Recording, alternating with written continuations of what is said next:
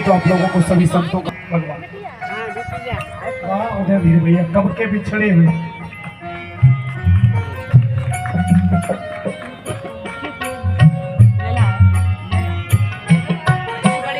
अगर हम जीवन में एक संकल्प कर लें, अगर आप बहुत बड़े व्यक्ति नहीं बन सकते, अगर आप भजनानंदी नहीं बन सकते, अगर आप भक्त नहीं बन सकते हैं, तो केवल इतना संकल्प कर लें कि कम से कम मनुष्य तो हम बने रहें, हमारे हृदय में राक्षस वृत्ति न प्रकट हो जाए बस। और आज तो हमारे सहदेव सर और सस्पेंस जी सर आए ना, तो एक बहुत सुंदर उदाहरण दूंगा जो कम से कम बच्चों को बता सके। एक मुझे बड़ी सुंदर बात याद आती है। एक भूगोल के टीचर थे, भूगोल के टीचर सुनेंगे, जितने लोग सुनेंगे सब लोग। भूगोल के टीचर थे, उन्होंने बच्चों से कहा कल हम सुबह तुम्हें भारत के नक्शा के बारे में कुछ हम बताएंगे।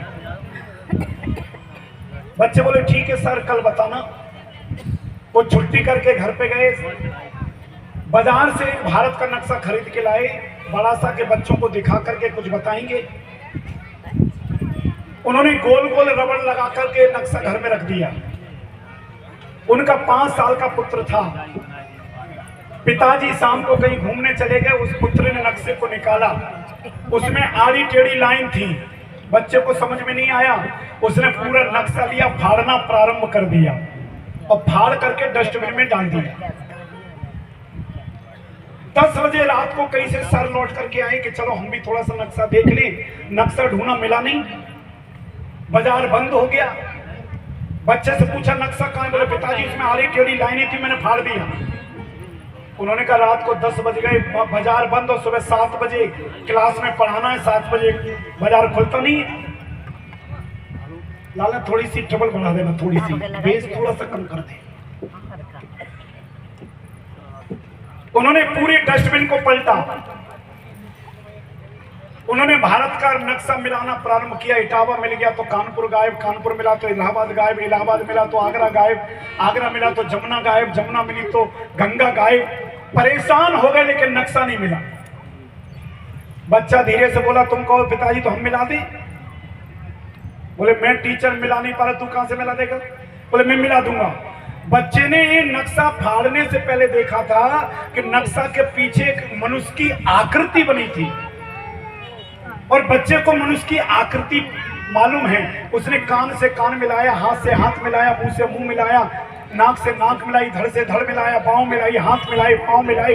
और जब मनुष्य की आकृति ठीक हो गई और जैसे ही पलट के देखा है तो आगरा भी मिल गया, इटावा भी मिल गया, कानपुर भी मिल गया, इलाहाबाद मिल गया, गंगा जमुना सब मिल गई। पिताजी कहने लगे वाह बेटा बहुत अच्छी बात है। बेटा बोले अच्छी बात नहीं, तुमको कुछ समझ में आया? बोले क्या समझ में आया? तुम भारत के नक्शे को, भारत की संस्कृति को ठीक करना चाहोगे तो बहुत मुश्किल है, और मनुष्य की आकृति ठीक रहेगी तो भारत की संस्कृति अपने आप ठीक बनी रहेगी, उसको ठीक करने की जरूरत नहीं है। केवल मनुष्य की आकृति ठीक रहे, मनुष्य के अंदर वो श्रद्धा बनी रहे, भावना बनी रहे, दूसरे के प्रति प्रेम बना रहे। हमारे हृदय में प्रेम तो निकल चुका है और बैठ करके 4 माला फेर रहे, कोई मतलब नहीं। एक घड़ी का प्रेम भगवान से मिला सकता है, और लाखों लाखों जन्म माला पता नहीं क्या जन्म जन्म मुनि जतन कराई, और अंत राम कहीं आवत नहीं। सतयुग में देखिए महात्मा लोग भजन करते करते करते करते चारों तरफ से दीमक लग जाती थी, लेकिन भगवान का पता नहीं। त्रेता में देखिए 11,000 वर्ष तक जो संत तपस्या करते थे अंतिम समय में चले जाते थे, लेकिन भगवान का दर्शन नहीं। द्वापर में हजारों हजारों वर्ष तक तपस्या करने से भगवान का पता नहीं चलता था, लेकिन कलयुग में देख लो, भक्तमाल उठा करके देखना। ठीक है बेटा, ठीक है, बस ठीक है बेटा, हो गया।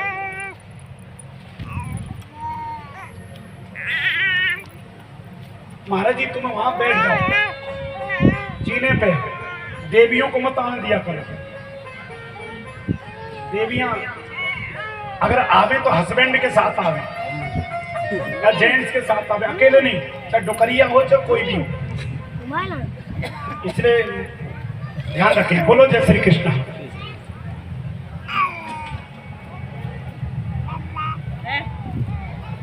आप बताइए, त्रेता में भक्त दो चार होंगे, सुतीक्षण जैसे, केवट जैसे, जिन्होंने भगवान को प्राप्त कर लिया। लेकिन कलयुग में आप भक्तमाल उठा करके देखो, लाखों लाखों भक्तों ने भगवान को प्रकट कर लिया। क्योंकि कलयुग में किया हुआ धर्म 100 गुना ज्यादा फल देता है, लेकिन करने वाला होना चाहिए। सतयुग में जो जन्म जन्म मुनि जतन कराई, त्रेता में 10,000 वर्ष भजन करने से जो फल होता था, द्वापर में 1,000 वर्ष भजन करने से जो फल होता था, कलयुग में मात्र 1 घंटे वही भजन करने से वही फल मिल जाता है। कलयुग का इतना प्राप्त, कलयुग में इतना इतना फायदा दिया है भगवान ने, लेकिन करें तो सही। मीरा, कबीर, दादू, रहीम, तुलसी, अब भक्तमाल उठा करके देखिए। आपने नामदेव जी का नाम सुना? नामदेव जी का, नामदेव जी जब 5 साल के थे, उनकी माताजी चली गई। कई लोगों ने कहा भिक्षा मांग करके पेट पालो। नामदेव जी 5 वर्ष से ही भिक्षा मांग मांग करके काम चलाते थे। आजकल जो भीख मांगने वाले होते, देखो एक बात कहूं, जो सच्चा साधु होता है उसका आसन पूछता है। जगह जगह मांगने की जरूरत नहीं, जहां बैठेगा वहां आसन पे सब कुछ आएगा। और अगर ऐसा नहीं है तो मुझे लगता कहीं ना कहीं कमी है, थोड़ा सा उस तार को ठीक करवा लो, आपकी लाइट जलना प्रारंभ हो जाएगी। मुझे लगता है आपकी लाइट में कहीं ना कहीं वायर इधर उधर लगा है। साधु का आसन पूछता है, गली गली में घूम करके इधर उधर मांगना नहीं, परमात्मा से मांगो। जीवन का लक्ष्य बनाओ।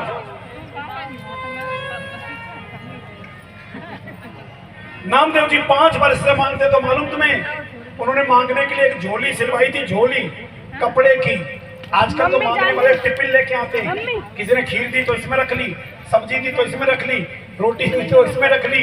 लेकिन उन्होंने एक झोली सिलवा रखी थी, दाल मिली उसी में डाल ली, सब्जी मिली उसी में डाल ली, खीर मिली उसी में डाल ली, रोटी मिली उसी में डाले, चावल मिले उसी में डाले, और जाकर के गंगा जी में एक डुबकी पोटली को लगवाते थे, और उसके बाद भजन करने के बाद कुछ खाते थे। बोलो जय श्री कृष्ण।